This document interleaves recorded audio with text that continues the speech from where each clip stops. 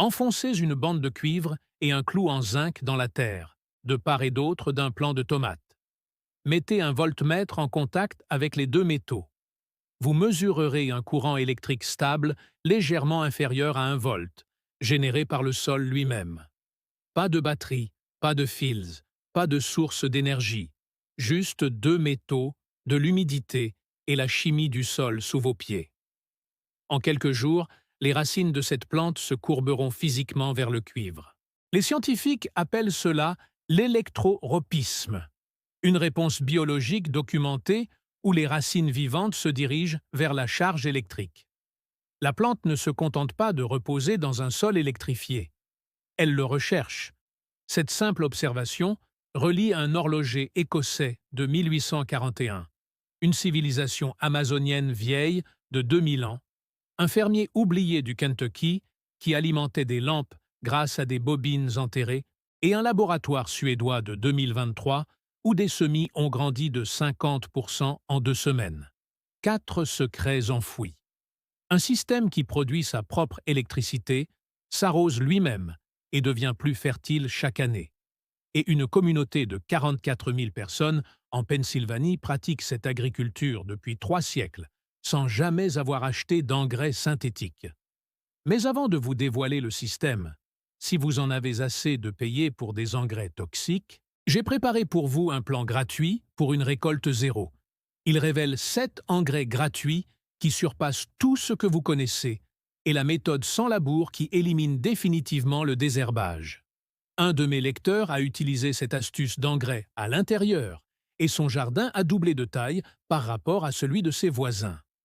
Pour accéder instantanément au plan détaillé et à une astuce de jardinage oubliée chaque semaine, cliquez sur le premier lien dans la description ci-dessous ou scannez le code QR à l'écran dès maintenant si vous regardez à la télévision. Ouvrez simplement l'application appareil photo de votre téléphone, puis maintenez-la contre l'écran. Un bouton jaune devrait apparaître. Permettez-moi maintenant de vous montrer précisément comment ces 4 secrets enfouis s'imbriquent. Pourquoi l'agriculture conventionnelle ne vous en a jamais parlé? Et comment les agencer dans un seul carré potager pour moins de 10 $? L'industrie des engrais représente plus de 200 milliards de dollars par an. Le marché des pesticides ajoute 60 milliards de plus. Ces deux secteurs d'activité partagent une caractéristique élégante. Leurs produits s'épuisent. Vous pulvérisez, vous épuisez le stock et vous revenez la saison suivante, le portefeuille ouvert. Ce n'est pas un complot. Voilà le modèle économique. Du point de vue des revenus, un produit qui résoudrait définitivement le problème qu'il prétend traiter serait un très mauvais produit. Et pendant 80 ans, ce modèle a parfaitement fonctionné pour les entreprises vendant les bouteilles. Pendant ce temps, dans le comté de Lancaster, en Pennsylvanie, les Amish cultivent des aliments sur les mêmes parcelles de terre depuis plus de 300 ans. Pas d'engrais synthétiques, pas de pesticides chimiques, pas d'appauvrissement des sols. Leurs plants de tomates sont plus fournis. Les dégâts causés par les ravageurs sont bien moindres que ceux rencontrés par les jardiniers conventionnels, et leur sol s'enrichit au fil des décennies au lieu de s'appauvrir. Ils ne luttent pas contre la nature. Ils développent une vie microbienne du sol si robuste que les plantes se défendent elles-mêmes et que le sol se nourrit de lui-même. Et le principe scientifique qui explique l'efficacité de leur méthode est directement lié au secret électrique enfoui sous le sol de chaque forêt de la Terre. L'histoire commence avec une bûche, pas une bûche de luxe. Une branche morte, un vieux poteau de clôture, un morceau de bois de chauffage que vous n'avez jamais pris le temps de brûler. En Allemagne et en Europe de l'Est, les agriculteurs enterrent du bois sous leur plate-bande depuis des siècles. Ils l'appellent Hou, ce qui se traduit approximativement par culture des monticules. Cette technique a été popularisée par un agriculteur autrichien nommé Sipp Holzer, qui a construit ses plates-bandes à des altitudes alpines, là où la plupart des gens disaient que l'agriculture était impossible. Mais la pratique elle-même est bien plus ancienne. Depuis des générations, les agriculteurs d'Europe centrale et orientale pratiquaient cette méthode sans nom ni manuel, en se basant uniquement sur l'observation. Enterrer le bois. Observez ce qui pousse. La méthode est simple. Creusez une tranchée ou empilez des rondins sur le sol. Empilez les branches, les feuilles et le compost par-dessus. Recouvrez le tout de terre et plantez directement dedans.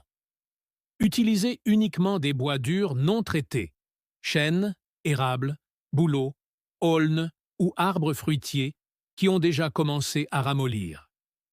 N'utilisez jamais de bois traité sous pression, car il contient des composés d'arsenic et de cuivre qui empoisonneront votre sol. Évitez le noyer noir, qui libère une substance chimique appelée juglone, laquelle tue la plupart des plantes de jardin. Le cèdre et le séquoia se décomposent trop lentement et peuvent ralentir le processus. La suite des événements marque le passage d'un simple conseil de jardinage à une véritable démarche scientifique. Le bois enfoui commence à se décomposer. En se décomposant, il absorbe l'eau comme une éponge. Une seule bûche enterrée peut contenir plusieurs fois son propre poids en humidité. En période de sécheresse, cette eau stockée retourne dans le sol environnant. Maintenant, les racines hydratées, sans irrigation. Les jardiniers qui construisent ces plates-bandes suffisamment hautes indiquent qu'ils n'ont plus besoin d'arroser du tout après la deuxième année. Un parterre de jardin qui s'arrose tout seul grâce à l'eau de pluie stockée et libérée lentement par du bois en décomposition. Pas de tuyaux d'arrosage goutte à goutte, pas de minuterie, pas de facture d'eau, juste du bois, de la gravité et de la patience. Mais l'humidité n'est que le début. Le processus de décomposition génère de la chaleur. Des milliards de micro-organismes œuvrant à l'intérieur du bois en décomposition produisent de l'énergie thermique comme sous-produit. La température à l'intérieur d'un lit de décomposition d'usculature peut être supérieure de plusieurs degrés à celle du sol environnant. La saison des plantations arrive des semaines plus tôt. Les cultures sensibles au gel survivent plus longtemps en automne. Le bois chauffe le sol de l'intérieur, créant un microclimat qui prolonge la saison de croissance dans les deux sens sans consommer un seul watt d'énergie artificielle. Et à mesure que le bois se décompose, il alimente une explosion de vie microbienne dans le sol. Les champignons colonisent le sol en premier, en envoyant des filaments mycéliens blancs à travers les grains, comme un Internet souterrain. Les bactéries suivent, les vers arrivent. Les coléoptères et les colamboles s'installent. Le bois en décomposition devient une véritable cité pour les organismes qui transforment la matière morte en forme directement absorbée par les racines des plantes. La plate-bande devient plus fertile chaque année, et non l'inverse. Un lit de culture géant construit avec de grosses bûches peut continuer à produire pendant une décennie, voire plus. Et lorsque le bois finit par se décomposer, il ne reste qu'une terre profonde, sombre et friable, que les jardiniers décrivent comme le meilleur substrat de culture qu'ils aient jamais utilisé. Mais voici ce que même la plupart des jardiniers adeptes de la méthode Hugel Culture ignorent. Ce bois pourri fait quelque chose de bien plus étrange que de retenir l'eau et de nourrir les vers. En janvier 2024, une équipe de l'université Northwestern a publié une étude sur un dispositif qu'ils ont appelé pile à combustible, alimenté par la Terre.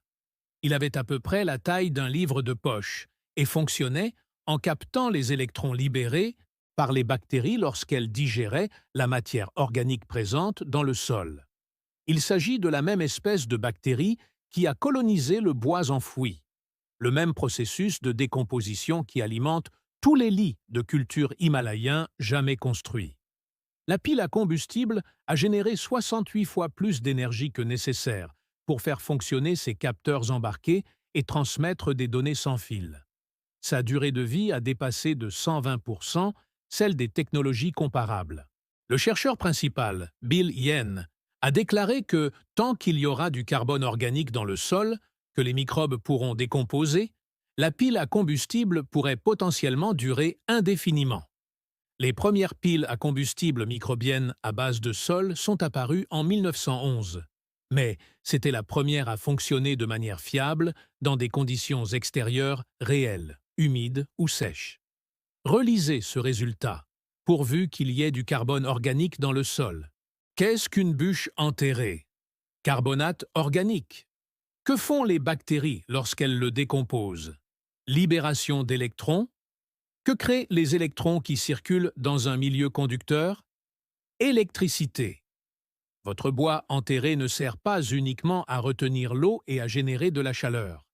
Elle génère un courant électrique grâce à l'activité microbienne. Le sol autour d'une bûche en décomposition est une batterie vivante, et elle coule sous les pieds de chaque forêt de la Terre depuis bien avant l'existence de l'homme. Parcourez maintenant 5000 millimètres vers le sud. Au cœur de la forêt amazonienne, des scientifiques ont découvert des zones de sol si noires qu'elles semblent avoir été teintes à l'encre. Les habitants l'appellent Terra Preta dei Indo, la terre noire des Indiens. Ce sol ne devrait pas exister.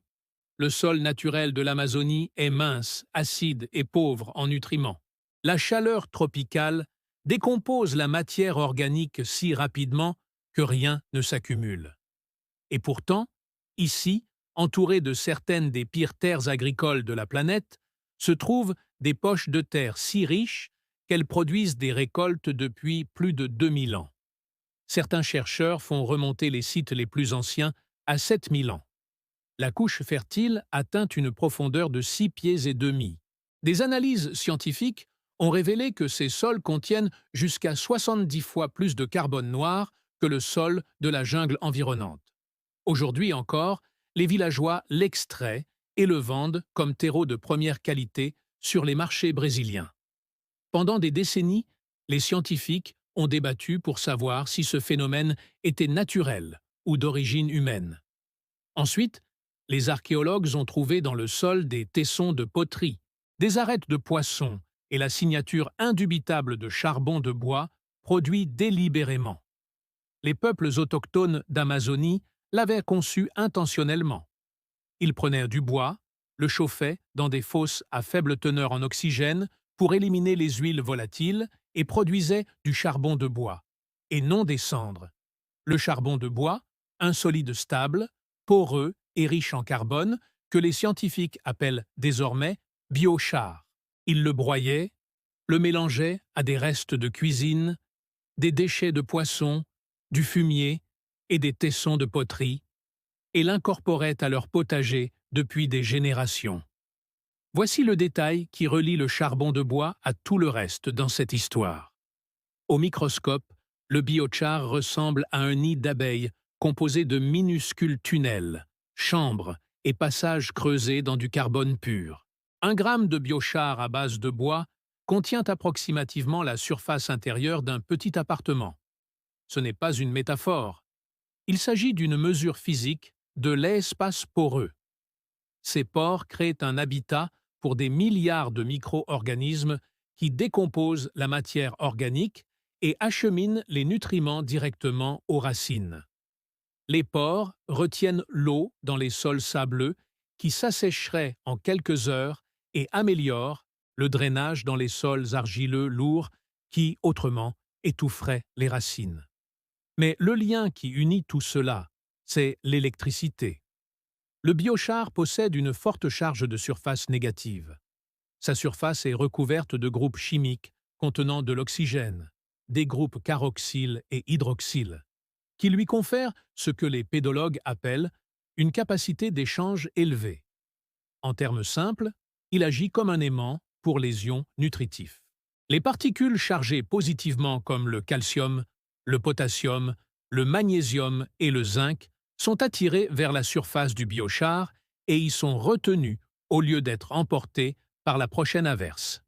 Un sol ordinaire laisse les nutriments s'infiltrer directement. Le biochar les capture et les stocke directement dans la zone racinaire. Et surtout, des études évaluées par des pairs confirment que l'ajout de biochar au sol augmente sa conductivité électrique. Vous ne faites pas que fertiliser le sol. Vous le transformez en un meilleur support électrique. Cette propriété unique fait le lien entre le charbon de bois ancien est ce qu'un horloger écossais a découvert en 1841. Alexander Bain a pris une plaque de zinc et une plaque de cuivre, les a enterrées à environ 1 mètre de distance dans un sol humide et les a reliées par un fil. Le sol a produit environ 1 volt de courant continu stable. Il utilisa ce courant pour alimenter la première horloge électrique au monde. Son brevet britannique numéro 8783 décrit chaque détail. L'appareil a fonctionné pendant des mois, sans remontage, sans remplissage et sans entretien. Le zinc est plus réactif que le cuivre. Lorsque les deux métaux se trouvent dans un milieu contenant des ions dissous, le zinc commence à perdre des électrons. Ces électrons veulent atteindre le cuivre. Si les deux plaques sont reliées par un fil conducteur aérien, les électrons circulent dans le fil et produisent un courant utilisable. Sous terre, le sol humide transporte des ions chargés entre les plaques pour fermer le circuit. Le sol ne se contente pas de retenir les métaux. C'est l'électrolyte. Chaque minéral dissous, chaque trace de sel, chaque acide organique présent dans les eaux souterraines devient une partie intégrante de la batterie. En quelques années, les compagnies télégraphiques de toute la Grande-Bretagne ont adopté le même principe. Ils enterraient des plaques de cuivre et de zinc sous les stations relais et utilisaient le sol lui-même comme conducteur de retour pour les signaux électriques. La méthode de retour par la Terre a permis de réduire de moitié la longueur du fil de cuivre nécessaire. Les gares le long de la ligne de chemin de fer d'Édimbourg à Glasgow fonctionnaient grâce au courant puisé dans le sol. Les ingénieurs ont constaté que les sols humides donnaient les meilleurs résultats. Le sol sec a interrompu le courant et l'alignement des plaques nord-sud a augmenté la production. Mais voici le détail qui aurait dû déclencher une révolution agricole et qui ne l'a jamais fait. Les employés du télégraphe et les agriculteurs locaux ont remarqué que l'herbe qui poussait directement au-dessus des plaques enterrées était différente. Plus foncé, plus épais, plus grand. Loin de là, c'était même assez évident pour être repéré de loin. Un chef de gare du Yorkshire a montré du doigt une bande de verdure luxuriante longeant une voie de retour enterrée. L'herbe de part et d'autre était ordinaire. Au-dessus du cuivre et du zinc, la végétation semblait appartenir à un autre climat. Ce schéma s'est répété en Angleterre et en Écosse. Personne n'a publié d'article. Personne n'a envoyé de chercheurs. L'observation s'est transmise de bouche à oreille et a discrètement disparu. Puis, un fermier du Kentucky nommé Nathan Stubblefield a poussé la pile terrestre plus loin que quiconque ne l'aurait imaginé. En 1898, il breveta ce que l'Office des brevets appelait une batterie électrique, une bobine électrolytique de fil de cuivre et de fer enroulée autour d'un noyau de fer et enterré dans un sol humide. Stubblefield a insisté sur le fait que le dispositif interceptait l'énergie électrique circulant déjà dans le sol. Il utilisait ce courant pour alimenter l'éclairage de sa ferme. Le jour de l'an 1902, environ 1000 habitants de Murray, dans le Kentucky, ont assisté à une manifestation publique sur la place de la ville. Ils transmettaient la voix humaine sans fil à travers le sol. 2 mois plus tard, à Washington, D.C., il a transmis un message depuis un bateau à vapeur en mouvement sur la rivière Ptoak vers des récepteurs situés sur la rive. L'information a été relayée par les journaux à l'échelle nationale. C'était en mars 1902. Mahoney avait à peine réussi à envoyer un simple clic par-dessus l'Atlantique quelques semaines auparavant. Stubblefield transmettait déjà une parole humaine claire. Stubblefield sombra alors dans la paranoïa, refusa toute commercialisation et fut retrouvé mort en 1928 dans une cabane entourée de ses bobines enterrées. Son brevet est toujours déposé. La conception de la bobine produit toujours du courant. L'homme qui l'a prouvé a été, de fait, effacé de l'histoire. Vous avez donc maintenant 3 technologies, chacune découverte indépendamment, chacune documentée, chacune enterrée. Du bois qui retient l'eau, génère de la chaleur et alimente un courant électrique vivant grâce à la décomposition microbienne. Le charbon de bois, qui modifie la chimie du sol, attire et retient les nutriments grâce à une charge électrique et persiste pendant des siècles sans se décomposer. Le cuivre et le zinc créent une tension galvanique stable, mobilisent les nutriments bloqués par électrolyse et attirent les racines vers le courant par électrotropisme. Et voici l'idée essentielle qui fait de cela bien plus qu'une simple leçon d'histoire. Ils ne sont pas seulement compatibles, ils sont synergiques. Chacune d'elles améliore le fonctionnement des deux autres. Le biochar augmente la conductivité électrique du sol, ce qui renforce la réaction galvanique. Le courant galvanique mobilise les nutriments que le biochar capte et retient. La décomposition du bois fournit du carbone organique aux microbes qui génèrent de l'électricité biologique. L'eau stockée par le bois maintient le sol humide, ce qui assure le fonctionnement de la pile galvanique et de la pile à combustible microbienne. Retirez n'importe quelle pièce et le système fonctionne. Combinez ces trois éléments et vous obtenez quelque chose qui s'accumule avec le temps au lieu de s'épuiser. En décembre 2023, des chercheurs de l'Université de Linköping, en Suède, ont publié une étude dans les actes de l'Académie nationale des sciences qui a prouvé quelque chose de remarquable. Ils ont mis au point un support de croissance électriquement conducteur appelé e-Swale et l'ont utilisé pour stimuler des plantules d'orge avec un courant de basse tension. Les jeunes plants ont poussé de 50% de plus en seulement 15 jours par rapport aux témoins non stimulés, soit 50% de plus en 2 semaines. Les plantes stimulées ont traité l'azote plus efficacement, le convertissant plus rapidement en forme qu'elles pouvaient utiliser. Les chercheurs n'ont pas encore pu expliquer l'intégralité du mécanisme biologique, mais le résultat était sans équivoque. L'électricité présente dans la zone racinaire stimule fortement la croissance des plantes, et la tension utilisée était comparable à celle produite par une simple pile au cuivre zinc dans un sol humide. Il ne s'agit pas de science marginale. Des recherches publiées dans la revue Plant Physiology par des équipes de l'Université Frey de Berlin en 2022 et 2024 ont quantifié la manière dont les racines des plantes perçoivent et réagissent aux champs électriques. Les racines d'Arabidopsis orientent activement leur croissance vers la charge électrique. Cette réponse nécessite l'hormone citoinine et implique une signalisation biologique complexe. Les racines ne sont pas passivement poussées par l'électricité. Ils le détectent et se dirigent vers lui de la même manière qu'ils se dirigent vers l'eau. Ce phénomène a été observé pour la première fois par le botaniste allemand Julius von Sachs dans les années 1870, il y a plus de 150 ans. Permettez-moi maintenant de vous montrer qui utilise ces principes depuis 300 ans sans en connaître les noms scientifiques. Les Amish du comté de Lancaster, en Pennsylvanie, n'achètent pas d'engrais synthétiques. Ils ne l'ont jamais fait. Ils enrichissent le sol avec du compost, des cultures de couverture et du fumier animal. Et ils le font sur les mêmes parcelles de terre depuis des générations. Leur sol est sombre, biologiquement actif et riche en carbone organique. Exactement les conditions qui maximisent la production d'électricité microbienne et le cycle des nutriments. Ils pratiquent la rotation des cultures, ce qui permet à diverses matières organiques de se décomposer en permanence sous terre, nourrissant ainsi les communautés microbiennes qui génèrent le courant biologique.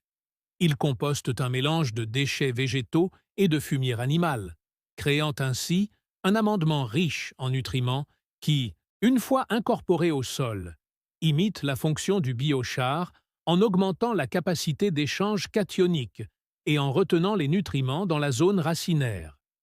Les Amish avaient également compris quelque chose qu'un jeune fermier de 18 ans nommé Kemp avait prouvé sur 4 millions d'acres de terres agricoles nord-américaines. Kemp a grandi dans une ferme fruitière et maraîchère du nord-est de l'Ohio.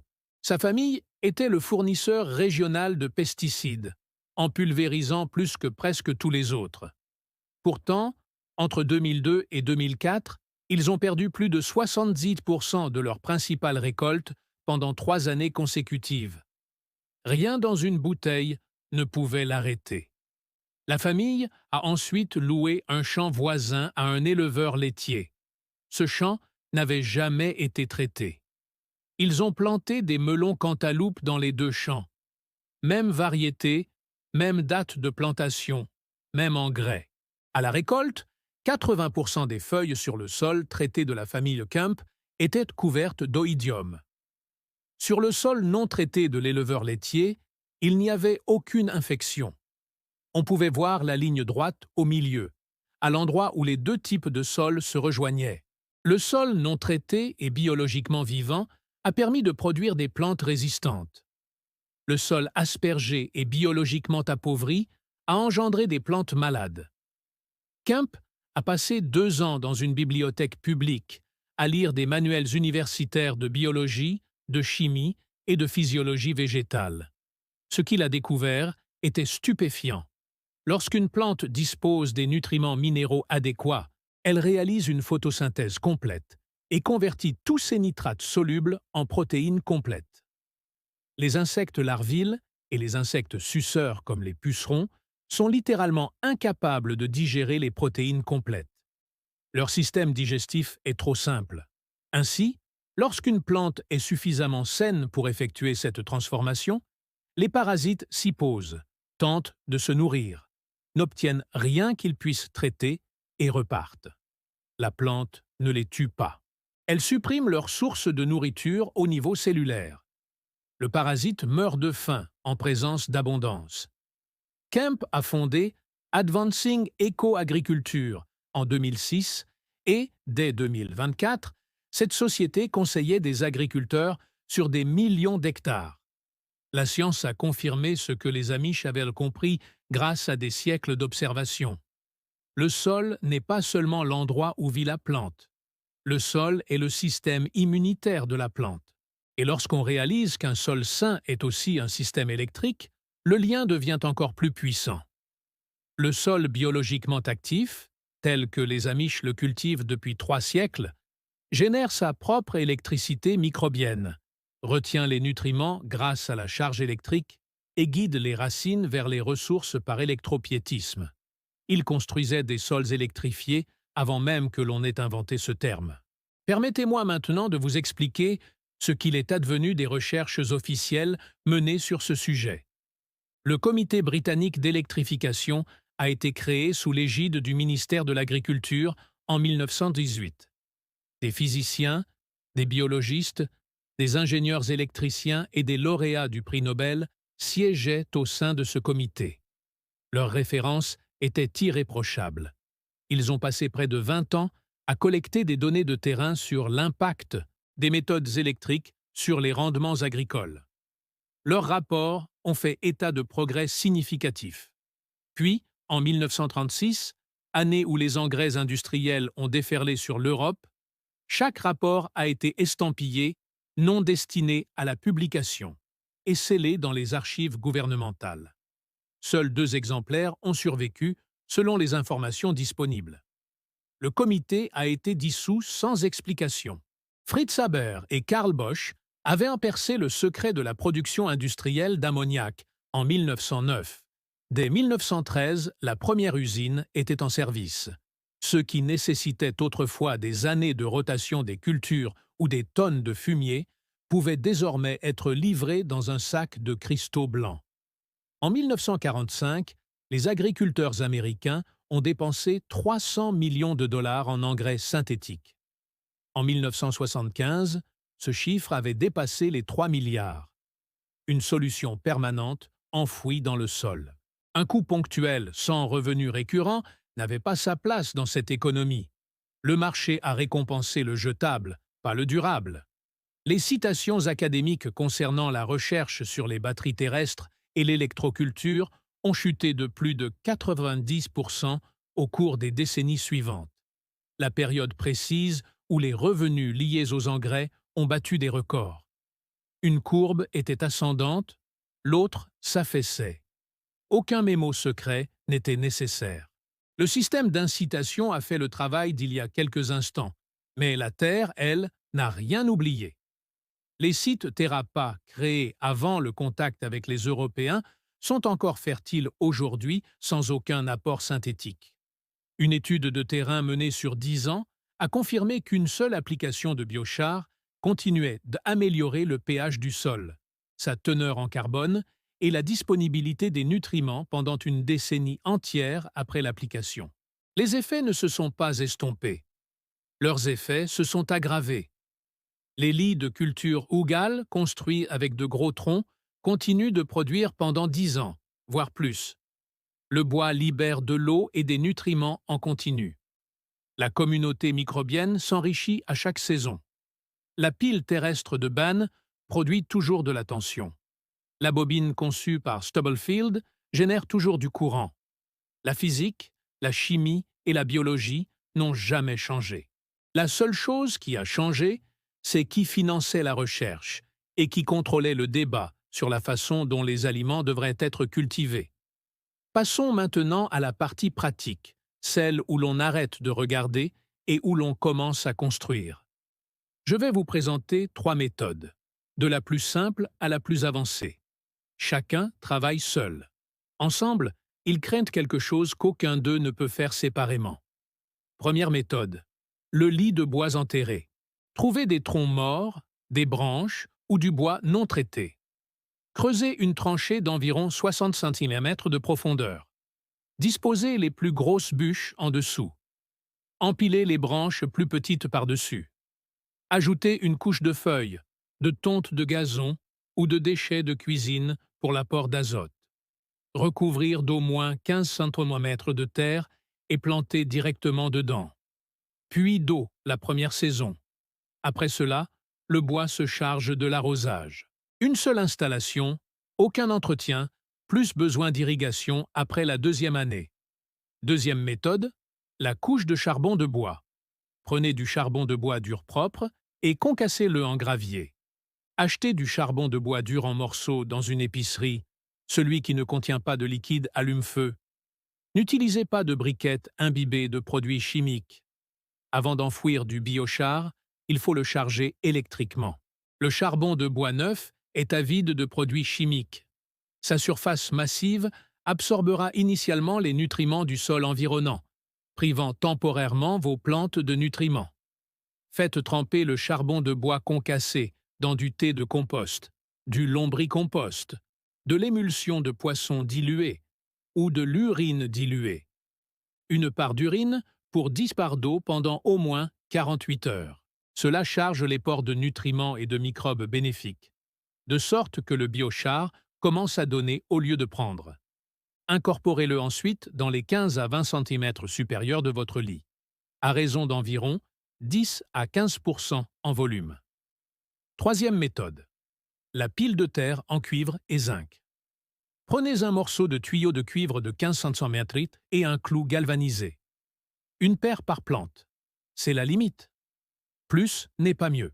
Une trop grande quantité de zinc s'accumulera dans le sol et stressera vos plantes.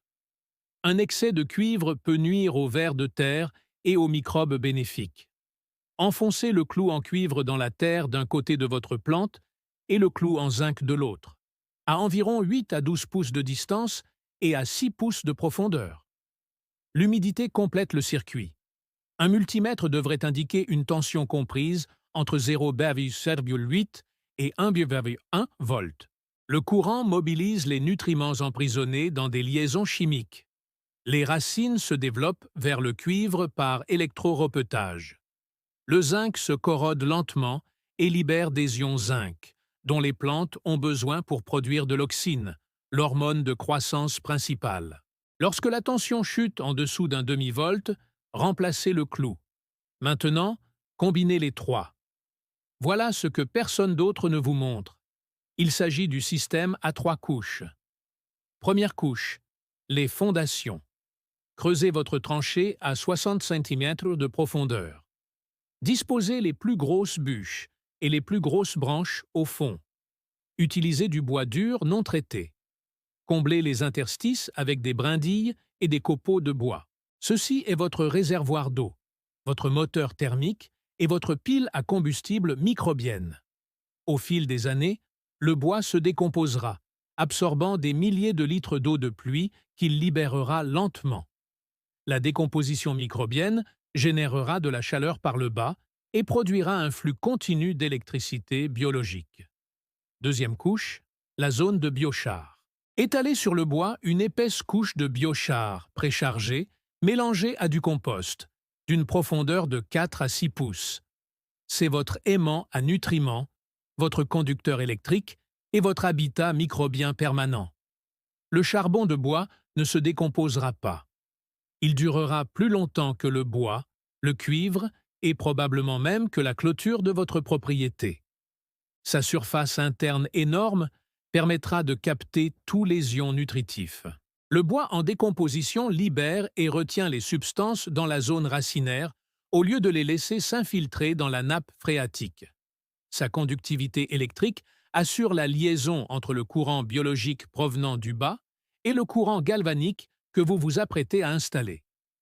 Troisième couche, la zone racinaire. Recouvrez la couche de charbon de bois de 15 à 20 cm de votre meilleure terre de jardin mélangée à du compost. C'est ici que vous plantez.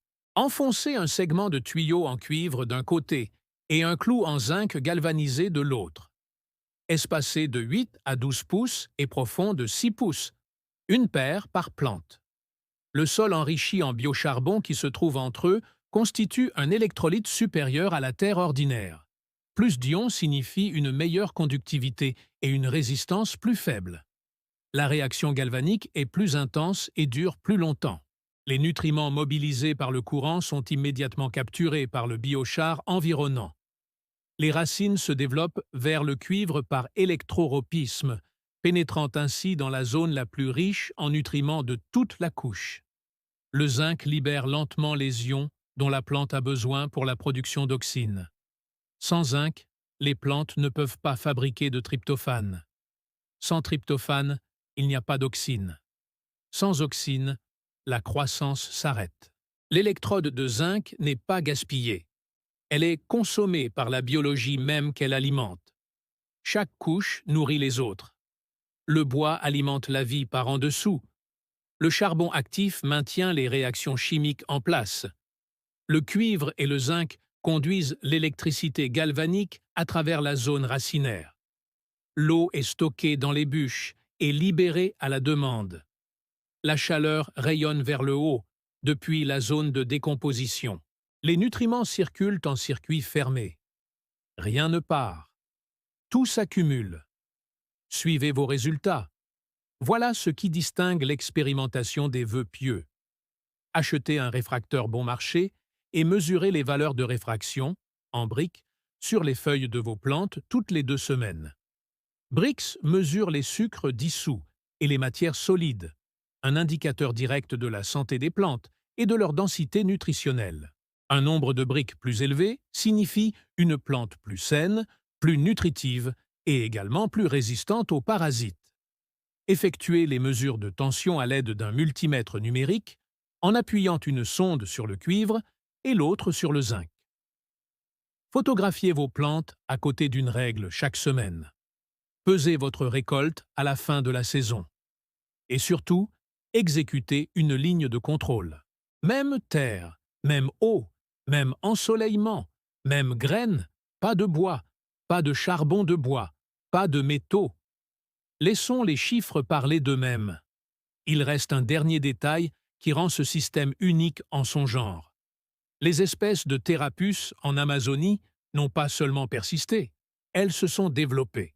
Les scientifiques confirment que le biochar crée un environnement tellement favorable aux micro-organismes que la communauté microbienne incorpore continuellement de la nouvelle matière organique dans la matrice du sol. Les feuilles fraîches tombent, les microbes les colonisent, les décomposent et incorporent le carbone dans la structure du biochar existant. Le sol se régénère de lui-même. Elle devient plus fertile chaque année sans intervention humaine. C'est tout le contraire des systèmes agricoles actuels où chaque récolte épuise les sols et nécessite un nouvel achat. Lorsque vous ajoutez du bois enterré sous le charbon de bois, vous alimentez le système par le bas, tandis que la nature l'alimente par le haut. Le carbone entre par 2 directions.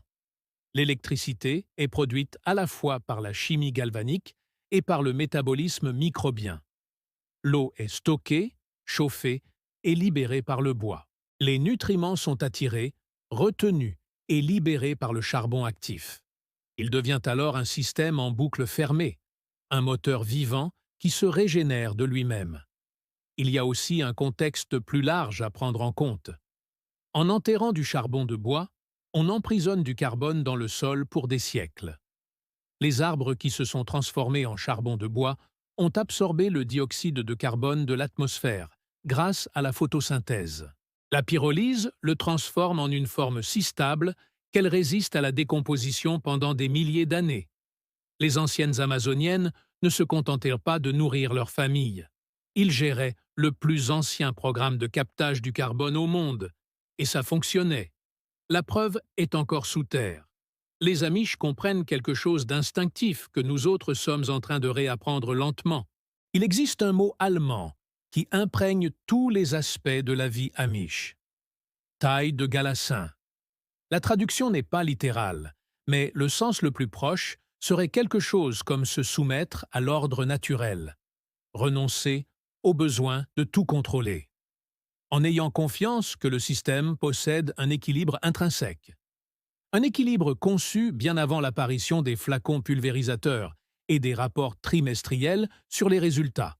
Ce n'est pas la pacification, c'est un partenariat. Préparez le sol. Faites confiance à la biologie. Laissez circuler le courant. Le jardin fait le reste. Aucune batterie ne dure éternellement.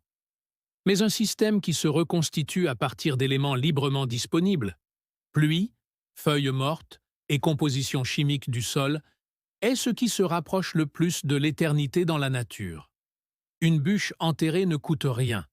Un sac de charbon de bois dur coûte quelques dollars. Un tuyau en cuivre coûte 3 dollars. Un clou galvanisé coûte quelques centimes. Une installation qui s'alimente, s'arrose, se chauffe, produit sa propre électricité et se renforce chaque année. Ce n'est pas parce que cela ne fonctionne pas que cette méthode n'est pas enseignée dans tous les programmes d'agriculture du monde. Le problème, c'est que ce système fonctionne trop bien et de façon trop permanente pour un système économique fondé sur l'épuisement annuel et l'achat répété. Le charbon de bois que les anciens Amazoniens ont enfoui avant l'existence de l'Empire romain est encore dans le sol aujourd'hui et continue de produire de la nourriture. Les lits de culture de Hugal, aménagés il y a une dizaine d'années, sont encore humides et fertiles. La pile terrestre de Bann génère toujours de la tension. La bobine de Stubblefield produit toujours du courant. L'étude S-Wheel a prouvé que la stimulation électrique seule augmente la croissance des plantes de 50% en 15 jours. La physique, la chimie et la biologie n'ont jamais changé. Les brevets sont déposés. La terre est encore dans le sol. Les preuves s'accumulent en Amazonie depuis 2 millénaires. La seule variable qui reste, c'est vous. L'expérience coûte moins de 10 dollars au total. La bûche enterrée est gratuite. Le charbon de bois ne coûte presque rien. Le cuivre et le zinc sont des chutes de quincaillerie.